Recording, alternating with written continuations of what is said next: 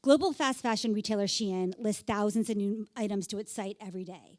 There are no collections, there's no seasons, there's no indication of a world in which a particular set of objects might make sense.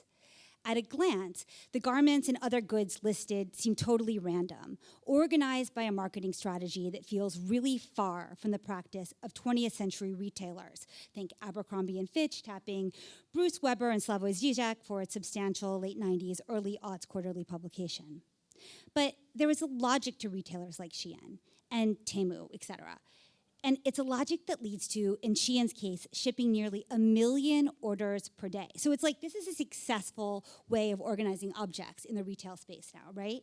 It generates a gross annual sales that, when adjusted for inflation, is more than 6 times the volume of Abercrombie at its height.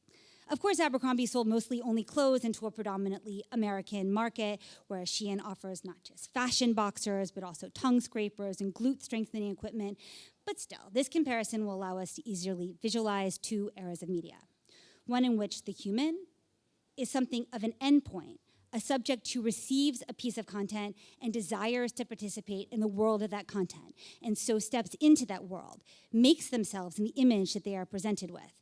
And then another, wherein the human mind is the render surface, right? The human mind is the render surface when we're looking at sites like Shein. For me, that's a big unlock. I hope that helps you as well in some way. The human must hold the fantasy in their mind and then scan the media for cues that allow them to project meaning onto the content.